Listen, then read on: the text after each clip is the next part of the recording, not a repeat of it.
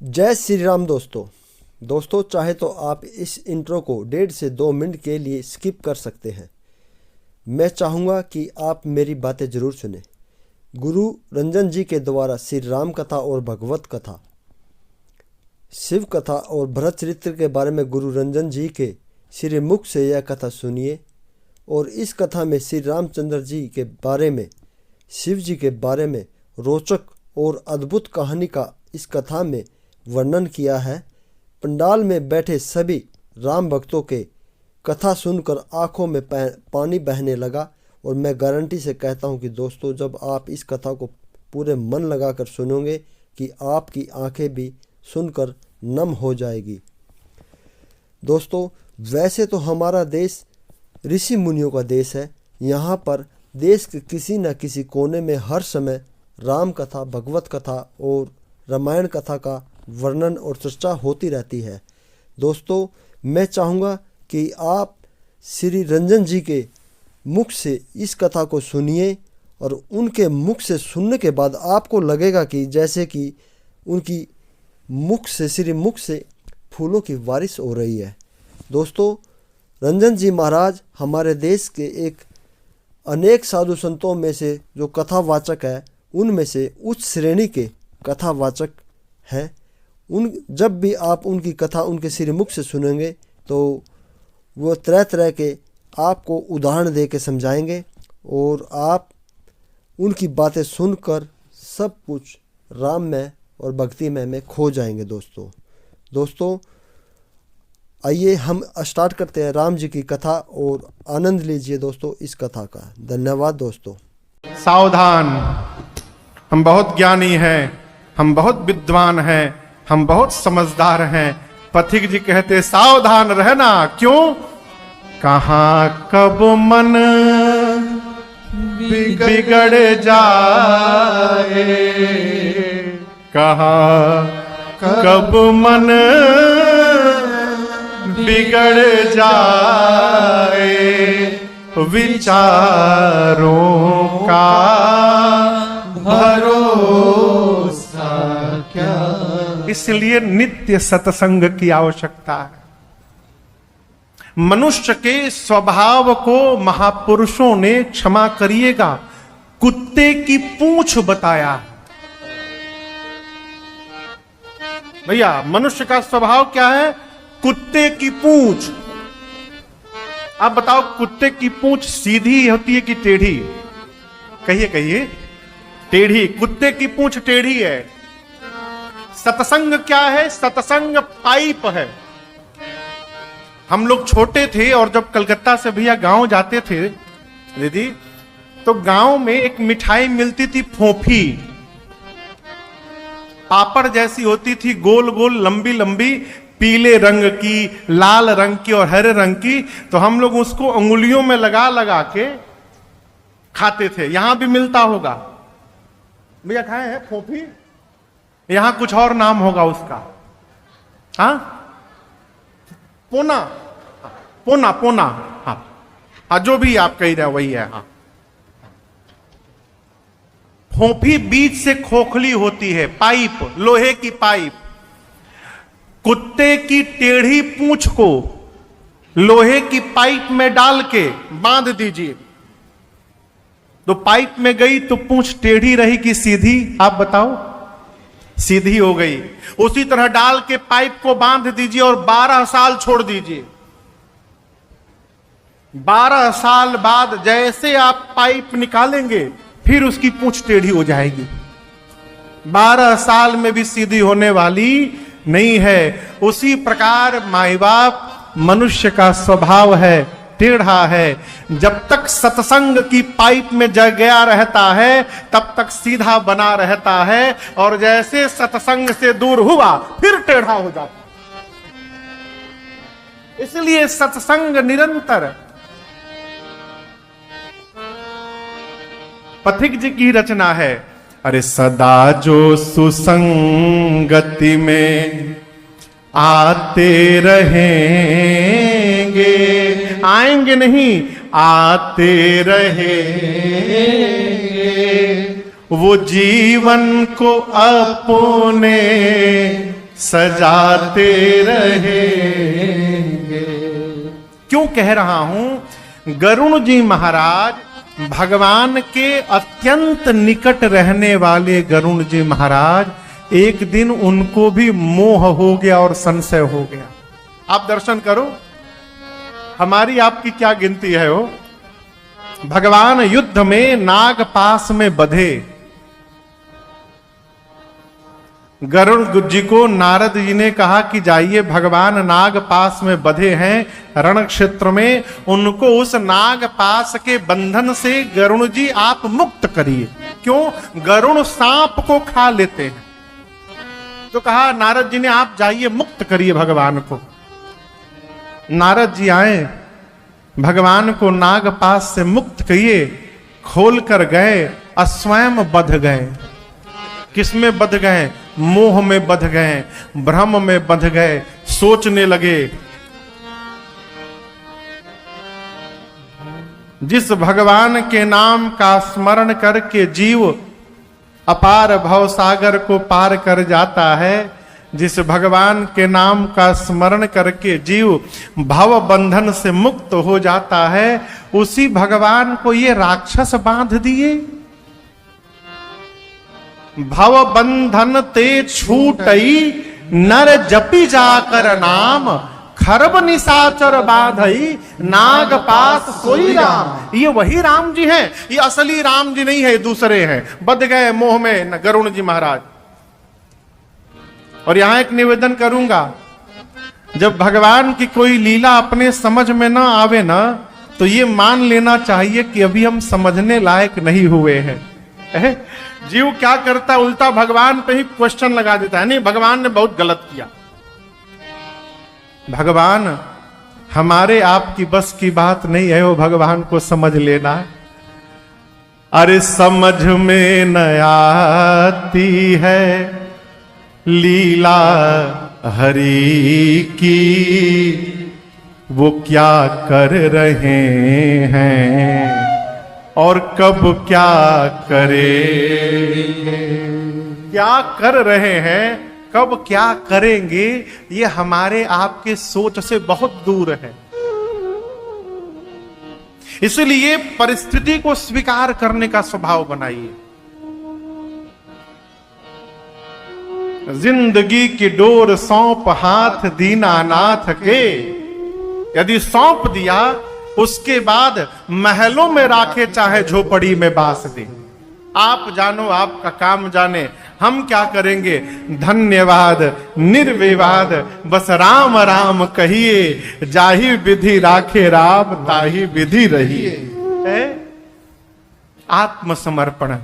गरुण जी महाराज सोचे ये भगवान नहीं है, भगवान को भला कोई बांध सकता है।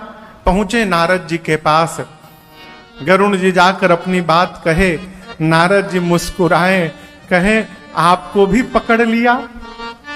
गरुण जी बोले क्या? नारद जी बोले इस बीमारी ने एक बार हमको भी पकड़ा था। ओहो, आपको भी बीमारी ने पकड़ लिया। एक काम करिए, आपको मेरे पिताजी के पास जाना पड़ेगा, ब्रह्मा जी के पास, उनके पास जाइए। अब यदि आपसे कोई डॉक्टर कही दे कि आपको बहुत खतरनाक बीमारी हो गई है, हमको नाम पता नहीं चल पा रहा है, लेकिन बहुत डेंजरस बीमारी है, आपको नींद आएगी? गरुण जी की नींद उड़ गई, सोचे बीमार हो गया हूं, भगे ब्रह्मा जी के पास, जाकर अपना सिम्टम बताएं। ब्रह्मा जी मुस्कुराए, बोले पकड़ लिया, आपको भी पकड़ लिया। गरुण जी बोले जो बोलता मिलता है कहता है पकड़ लिया। क्या पकड़ लिया? ब्रह्मा जी बोले जिसने हमको पकड़ा था एक बार, इस बीमारी ने हमको भी पकड़ा है एक बार। एक काम करिए, आपको स्पेशलिस्ट के पास जाना पड़ेगा। इस बीमारी के स्पेशलिस्ट है शंकर भगवान, उन्हीं के पास जाइए। गरुण जी भगे कैलाश की ओर, शंकर जी बीच रास्ते में मिल गए। गरुण जी ने कहा कि न ब्रह्मा जी ने आप ही के पास भेजा है बाबा, बहुत बड़ी बीमारी हो गई है, आप दूर करेंगे। शंकर जी बोले कि लक्षण बताओ। गरुड़ जी सिम्टम बताएं। शंकर जी बोले पक्का पकड़ लिया है। गरुड़ जी बोले दूर करिए। शंकर जी बोले कहां दूर करे? चेंबर तो हमारे कैलाश में है, आप रास्ते में मिले हो, रास्ते में कैसे दूर कर दे। हाँ, लेकिन एक उपाय बताता हूं, आपकी ये बीमारी जाएगी कैसे वो मुझे पता चल गया। आपका जो संशय है ये कैसे समाप्त होगा मुझे पता चल गया। गरुण जी बोले कैसे समाप्त होगा? शंकर जी बोले गरुण जी, तब ही हो सब संशय भंगा। कब? जब बहु काल करिय सतसंगा। हे पक्षीराज गरुण जी महाराज, आपका संशय तभी समापन की ओर अग्रसर होगा। कब? जब 1-2 दिन नहीं, बहुत काल तक आप निरंतर सत्संग करेंगे तो आपका संशय समाप्त हो जाएगा। अब गरुण जी बड़े परेशान कि प्रभु इतना लंबा सत्संग कहां होता है? शंकर जी बोले एक स्थान है जहां दिन रात केवल भगवान की कथा होती है। ऐसे स्थान पर आपको भेज रहा हूं गरुण जी, जहां तजी हरि भजन काज नहीं दूजा, जहां भगवान के भजन को छोड़कर दूसरा कोई काम नहीं है। कहां? नीलगिरी पर्वत जाइए, वहां कागभूषुंडी जी महाराज मिलेंगे। उनका एक ही काम, 27 कल्प से वहां भगवान की कथा गा रहे हैं। आप जाइए, वहां उनसे कथा सुनिए, आपका संशय भ्रम समाप्त हो जाएगा। पार्वती मैया ने शंकर जी से पूछा, बाबा आप चाहते तो उसी क्षण गरुण जी का संशय समाप्त कर सकते थे, आपने क्यों नहीं किया? शंकर जी बोले, देवी भगवान के निकट रहने वाले जीव को संशय यदि हो रहा है तो आप समझिएगा वो संशय हुआ नहीं है, जानबूझकर भगवान ने उसको संशय में डाला है। क्यों? होई की न कबहु अभिमाना, सोई खो वै चह कृपा निधाना। अवश्य गरुण जी महाराज कभी न कभी जीवन में अभिमान किए होंगे और आज भगवान इनको संशय भ्रम में डालकर उस अभिमान को समाप्त करना चाहते हैं। इसलिए मैं बीच में विघ्न नहीं बनना चाहता था, मैंने उनका संशय दूर नहीं किया। पहला कारण। दूसरा कारण, गरुण जी महाराज पक्षी हैं और जिनके पास कथा सुनने के लिए मैंने भेजा है वो कागभूषुंडी जी भी पक्षी हैं। एक पक्षी को पक्षी की भाषा ठीक से समझ में आएगी, इसलिए मैंने नहीं सुनाया, उनको कागभूषुंडी जी के पास भेज दिया। कागभूषुंडी जी के आश्रम की ओर बढ़े गरुण जी महाराज और आप दर्शन करिए। अभी कागभूषुंडी जी का दर्शन नहीं हुआ, उनके आश्रम का केवल दर्शन हुआ। कल्पना करिए ये पांडाल आश्रम है, ये पांडाल कागभूषुंडी जी का आश्रम है और इस मंच पर बैठकर कागभूषुंडी जी कथा गाते हैं। शंकर जी बोले थे पांडाल के भीतर जाइएगा, बैठिएगा, कथा सुनिएगा बहुत काल तक, तब संशय समाप्त होगा। गरुण जी महाराज आए, पांडाल के भीतर नहीं आए, अभी केवल पांडाल को देखा, यानी आश्रम का दर्शन प्राप्त हुआ और सारा संशय समाप्त हो गया।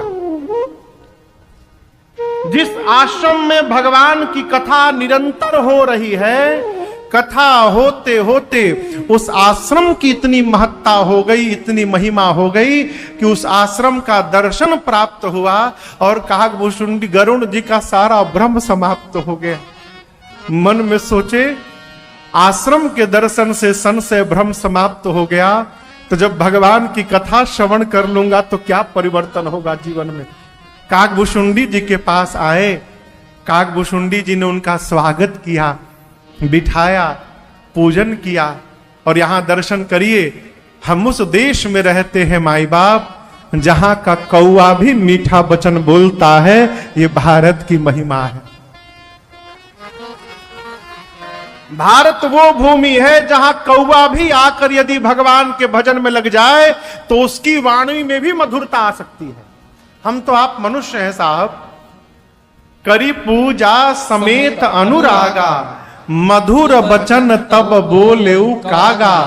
काग भुसुंडी जी ने मधुर वचन में कहा, हे राजा जी, हे पक्षीराज गरुण जी, आप क्यों आए हैं यहां पर?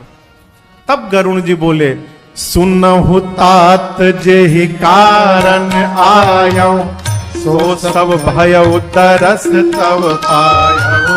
सुनहु तात जेहि कारण आयो, सो सब भयउ तरस तब पायो। देख परम पावन तव आश्रम, गयो मोह संशय नाना भ्रम। देखि परम पावन तव आश्रम, गयो मोह संशय नाना। अब श्री राम कथायति पावनी, सदा सुखद दुख पुण्य नशावनी। अब श्री राम कथा अति पावनी, सदा सुखद दुख पुण्य नसावनी। सादर तात सुनावहु मोहि, सादर तात सुनावहु मोहि। हाँ सादर तात सुनावहु मोहि। सादर तात सुनावहु मोहि। बार बार बिनवहु प्रभु तोहि राम कथा। जय श्री राम कथा, जय जय राम कथा, जय श्री राम कथा। इसे श्रवण कर मिट जाती है, इसे श्रवण कर मिट जाती है। कथा श्रवण कर मिट जाती है, कथा श्रवण कर मिट जाती। 100 जन्म जन्म की व्यथा हो। जय राम कथा, जय श्री राम कथा, जय जय राम कथा, जय श्री राम कथा, जय जय राम कथा, जय श्री राम कथा। जय जय राम कथा, जय श्री राम कथा।